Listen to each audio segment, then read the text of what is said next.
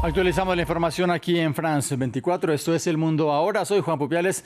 Vamos a repasar los principales hechos del día. Titulares.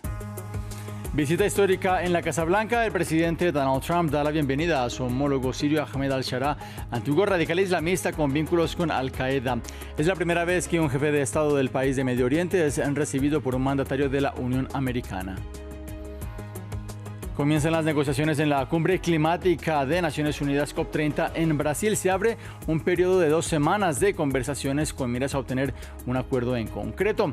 El presidente Lula da Silva hizo un llamado a derrotar a los negacionistas del cambio climático.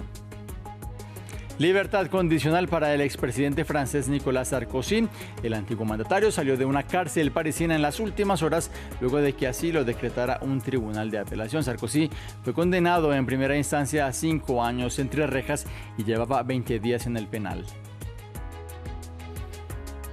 Y en directo A nos vamos hasta el Líbano con nuestra corresponsal Etel Bonet, con quien abordaremos la figura del presidente sirio Ahmed al-Sharaa, quien, como les comentábamos, hace historia este lunes con su visita a Estados Unidos, pero es recordado también por ese pasado como insurgente y con esos vínculos con el grupo terrorista Al-Qaeda. Lo abordamos en minutos. Comenzamos.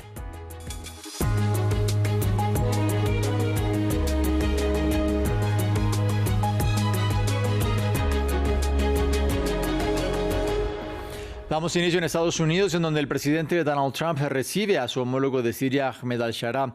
Se trata de la primera vez que un jefe de Estado del país de Medio Oriente visita la Casa Blanca. El encuentro supone la consolidación del nuevo papel de al-Sharaa ante la Unión Americana.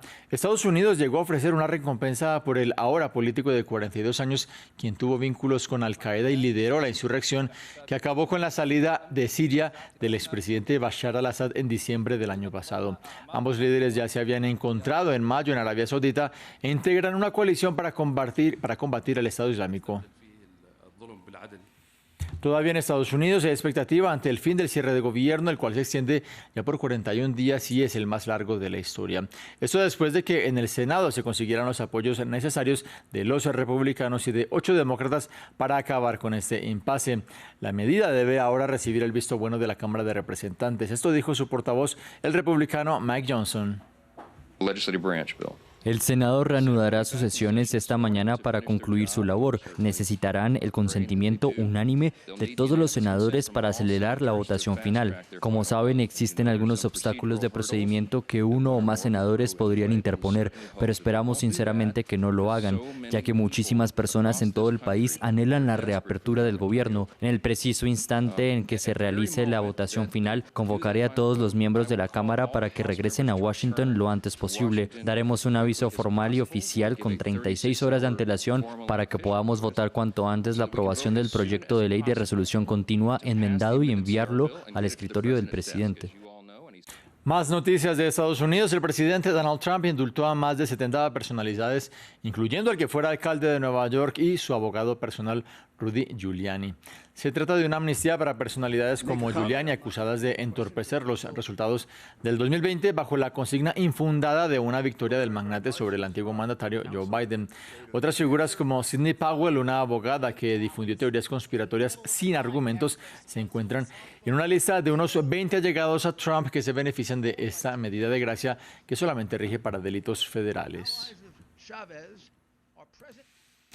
Y ya son 76 los fallecidos que deja la ofensiva de Estados Unidos en el Caribe y el Pacífico contra embarcaciones acusadas por parte de Washington de transportar drogas. Fue el secretario de Guerra, Pete Hegseth, quien este lunes se dio a conocer a través de la red social X que bombardearon 2 barcas en el Pacífico con un saldo de 6 víctimas mortales. En esta ocasión, al igual que en otras operaciones previas, Washington no ha entregado pruebas acerca de sus señalamientos ni tampoco ha revelado información sobre la identidad de los afectados. Cambiamos de tema. En Brasil inició formalmente la Conferencia de Naciones Unidas para el Cambio Climático. En la inauguración del evento, altos dirigentes de la ONU aseguraron que el objetivo principal de la cumbre consiste en encontrar una estrategia eficaz para que la temperatura del planeta no aumente más de 1,5 grados Celsius. Además, el gobierno de Luis Ignacio Lula da Silva asumió la presidencia de esta COP30 con la consigna de lograr acuerdos factibles que se implementen durante los próximos años. El informe lo tiene Diego Bazzani. Arrancó la COP30 en medio de la Amazonía brasileña. Este lunes se dio inicio a la Conferencia de las Naciones Unidas sobre Cambio Climático en Belém. Luego de 10 años de la COP de París, en el centro del debate se encuentra cómo lograr que la temperatura global no aumente más de 1,5 grados Celsius durante este siglo. Debemos actuar mucho más rápido, tanto en lo que respecta a la reducción de las emisiones como al refuerzo de nuestra resiliencia. La ciencia es clara, podemos y debemos reducir las temperaturas a 1,5 grados Celsius después de cualquier superación temporal. Lamentarse no es una estrategia, necesitamos soluciones. Por su parte, Brasil asumió la presidencia de la COP con el compromiso de lograr acuerdos concretos. Se trata, por tanto, de una COP de implementación. Espero que también sea recordada como una COP de adaptación, una COP que impulse la integración del clima, la economía y las actividades, la creación del empleo y, sobre todo, una COP que escuche y crea en la ciencia. Y, más do que todo, una COP que va a oír y acreditar en la ciencia. Para algunos de los participantes, el corazón de las discusiones radicará en convencer a los países del norte global para que aporten más dinero para la lucha contra el cambio climático. En particular, los países del norte deben garantizar que se les exija rendir cuentas por los compromisos que han adquirido, lo que incluye proporcionar recursos y tecnología. Por otra parte, también es importante que al examinar las contribuciones determinadas a nivel nacional, estas se ajusten al objetivo de 1,5 grados. Más de 160 países del mundo enviaron delegaciones para ser parte de las conversaciones que se llevarán a cabo hasta el 21 de noviembre. En Francia, el expresidente de la República, Nicolas Sarkozy, fue puesto en libertad condicional. Un tribunal de París aceptó así su solicitud de excarcelación y le concedió supervisión judicial. Sarkozy, condenado a 5 años de cárcel en el caso de financiación de Libia para su campaña presidencial de 2007, es el primer exmandatario de toda la Unión Europea en ser encarcelado. Apeló la sentencia y será juzgado de nuevo en 2026. La historia la tiene Samuel Salgado Castro. En foto quedó el hecho político que genera revuelo en Francia. El expresidente de derechas Nicolas Sarkozy regresó a su casa luego de estar recluido 20 días en prisión de la Santé en París. El tribunal de la capital francesa aceptó la solicitud de excarcelación del exmandatario y le concedió supervisión judicial que no le permitirá salir del país. Esta decisión es una aplicación normal de la ley y del procedimiento del Código Penal. Es un paso adelante.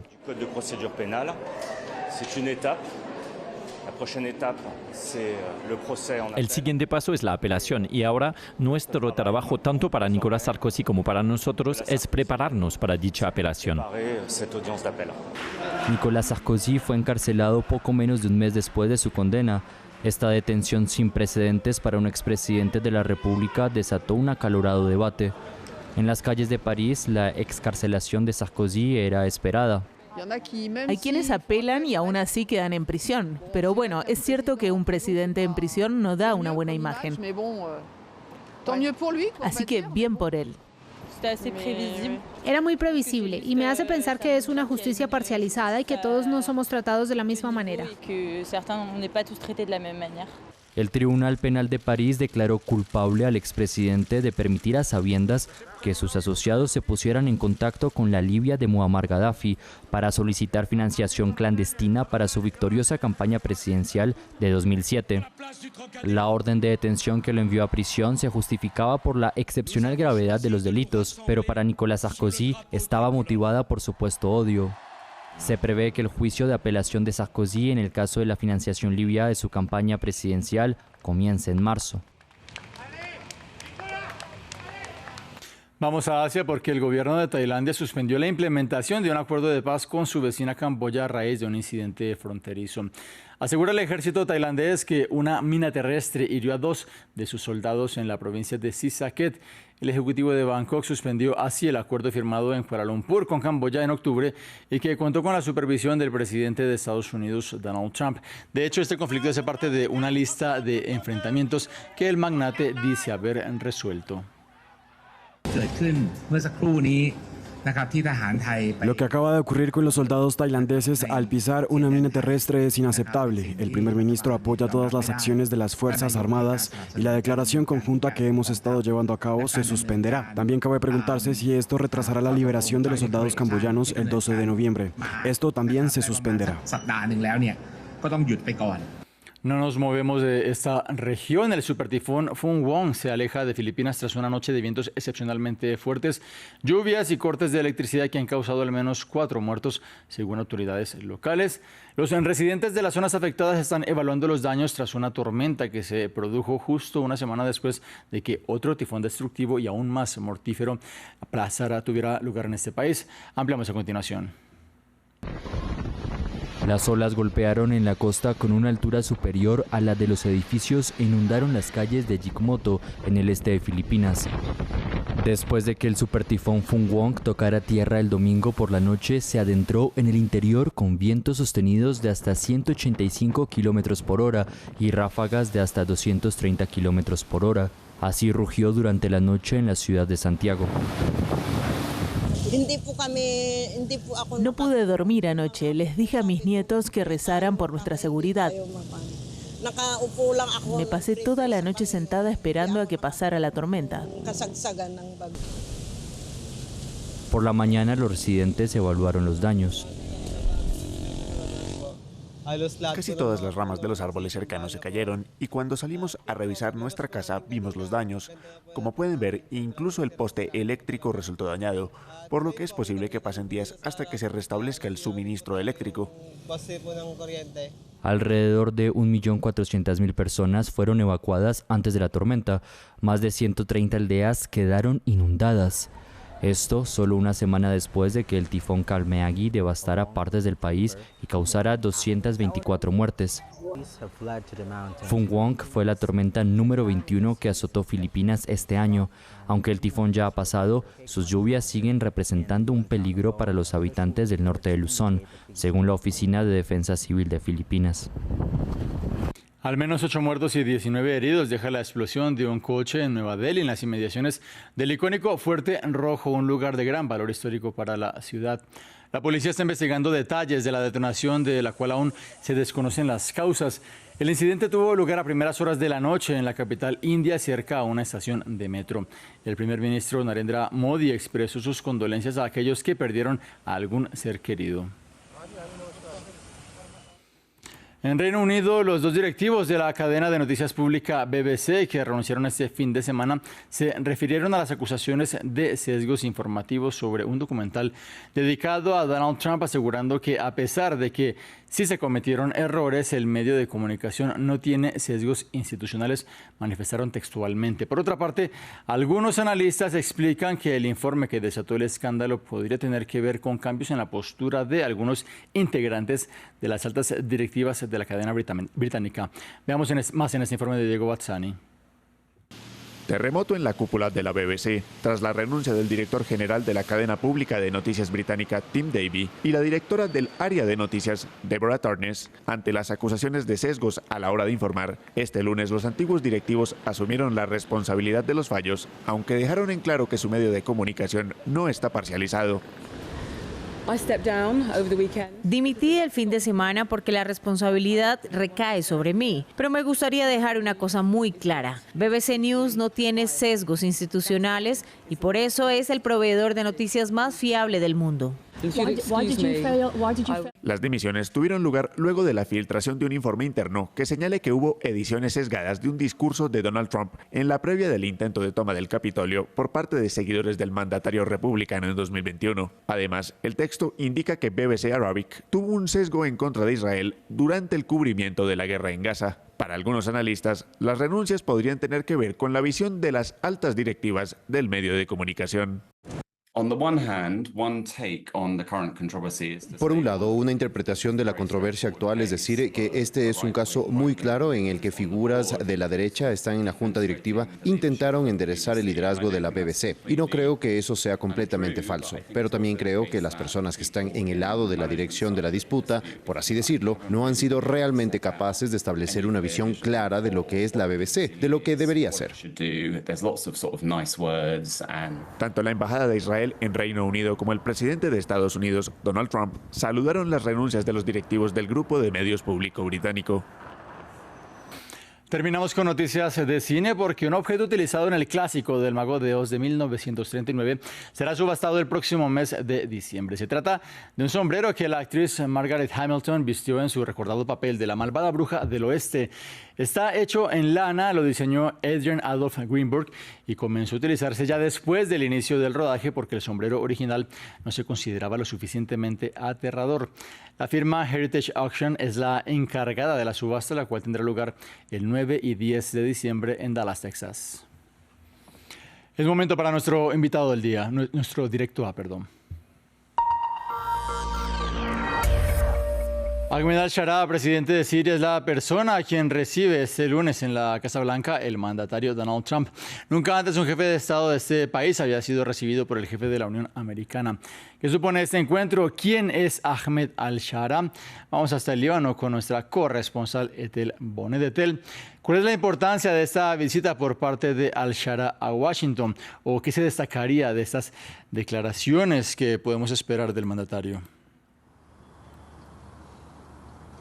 Sí, buenas tardes. Pues bueno, la verdad es que un país que ha habido 13 años de guerra civil y que después pues, de esos 13 años, una guerra civil que estamos hablando donde ha habido más de 500.000 de muertos, el mero hecho de que Siria vuelva a estar en esa agenda internacional, en la agenda internacional de Estados Unidos, pues ya para esa población, ¿no?, que ha sufrido tanto, pues ya son unas esperanzas que tienen ahí de que el nuevo presidente interino pues pueda traer, ¿no?, esa cierta estabilidad y sobre todo pues que Siria pueda salir adelante.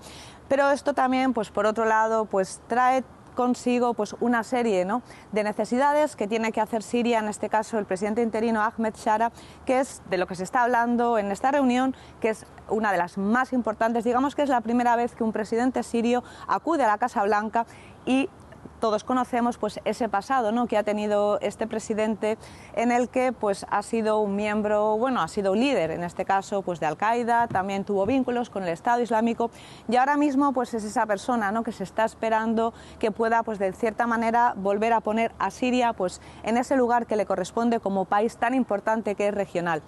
En esta reunión se está debatiendo uno de los primeros puntos más importantes, es esa creación, ¿no?, esa creación no, ya forma, que Siria, queramos decir, forme parte de esa coalición internacional para luchar precisamente, ¿no?, contra el yihadismo, contra el Estado Islámico, y eso va a traer también que en Siria pues pueda haber una base, en este caso una base aérea de Estados Unidos que competiría, ¿no?, pues también con Turquía, con Rusia. Entonces es algo estratégicamente muy importante, es una reunión que va mucho más allá de lo que pueda ser simplemente, ¿no?, ese apoyo hacia ese país, ese levantamiento de las sanciones, que también es muy importante, las sanciones César, es pues que forme parte, ¿no?, de esa coalición internacional para luchar contra el yihadismo. Me gustaría que profundicemos en esta figura. Efectivamente, hasta hace solo unos años, incluso Estados Unidos ofrecía una recompensa sobre al-Shara por esos vínculos con Al-Qaeda. ¿Quién es este hombre que lideró esa salida de Bashar al-Assad en Siria?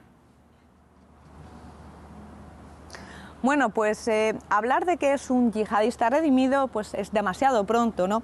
Estamos viendo que prácticamente pues ha pasado un año, va a pasar, quiere decir, dentro de cerca de un mes, pues un año se cumplirá de la caída de Bashar al-Assad, que estuvo liderada precisamente por el grupo Hayat Tahrir al-Shams, en el cual él era el jefe de este grupo que era yihadista, que era parte de lo que era Al-Qaeda y después se separó, y que estuvo gobernando lo que es la provincia de Idlib y fue como la única región rebelde que estuvo durante esos 13 años de guerra civil, que aguantó, ¿no?, al resto del país, que volvió a caer en manos pues de Bashar al-Assad con la ayuda de Rusia y de Irán. Esta zona siempre estuvo de cierta manera pues más liberada y era la que se llamaba la única zona, ¿no?, de donde estaban los rebeldes, y esto hizo que esta persona pues cobrara esa importancia en ese cambio, que fue la única zona, Idlib, que no fue derrocada, ¿no?, por el régimen de Bashar al-Assad, ni tampoco gracias con la ayuda de Rusia y de Irán. Esto le dio un impulso tanto en la zona de Idlib como en otras zonas de Siria, de que esta persona pues podría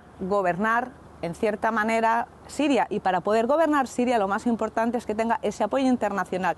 Es complicado porque estamos hablando de una persona a la que también tendría crímenes de guerra, porque evidentemente durante su tiempo, ¿no?, como yihadista, pues estuvo también asesinando, pues como hizo Bashar al-Assad, no al mismo nivel evidentemente, pero todo esto pues en cierta manera se está permitiendo por una razón, y es por esa intención de que Siria vuelva a la normalidad, de que en Siria otra vez no haya pues otra vez una explosión, ¿no?, de violencia, y que sea un país, porque es un país central para las relaciones de toda la región. Estamos hablando que es importante para Israel, es importante para Turquía, es importante para Líbano y es muy importante para Estados Unidos por esa forma de tener esa contención, en este caso entre Irán y el Líbano con Hezbollah.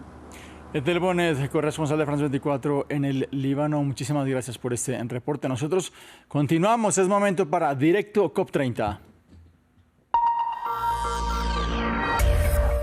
Este es un espacio para seguir al día las conversaciones que tienen lugar en la ciudad amazónica de Belém de Pará, con miras a obtener un acuerdo concreto para combatir la emergencia climática. Conectamos en esta ocasión con nuestra enviada especial Valeria Zacone. Valeria, luego de un breve paso por Colombia, el presidente Lula da Silva volvió a Brasil para estar al frente de este primer día.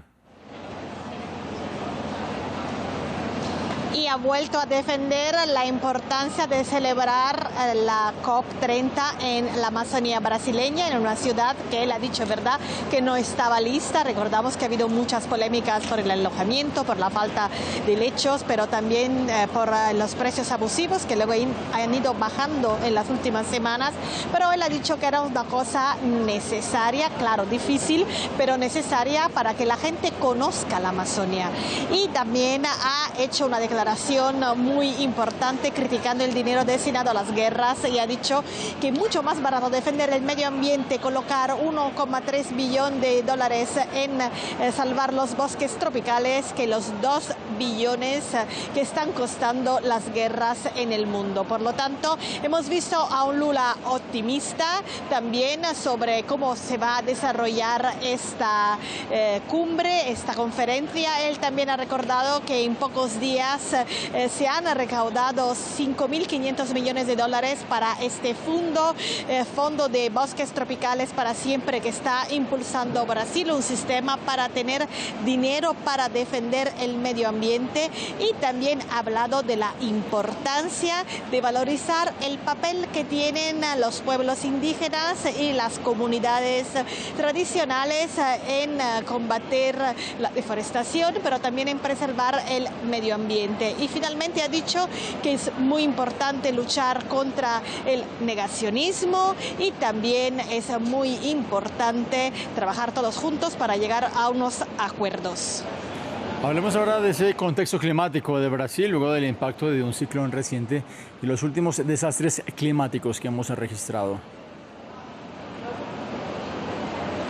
Sí, efectivamente, Lula también se ha referido tanto al tornado que aquí ha pasado por una ciudad, concretamente del estado de Paraná, que ha quedado destruida en el 90%, incluso ha habido 7 muertos. También ha citado el ciclón Melissa para decir que el cambio climático es una realidad y no es solamente una amenaza, y de hecho en los últimos años hemos visto en Brasil unos episodios muy extremos. Todo el mundo recordará las tremendas inundaciones en el sur de Brasil, en Porto Alegre, en el estado de Río Grande do Sul, que afectaron al 96% de las ciudades. Hubo más de 180 muertos y 2,4 millones de personas afectadas, pero también en el mismo año vimos la peor sequía en la Amazonía brasileña, concretamente en el estado del Amazonas. Casi el 70% de los municipios afectados,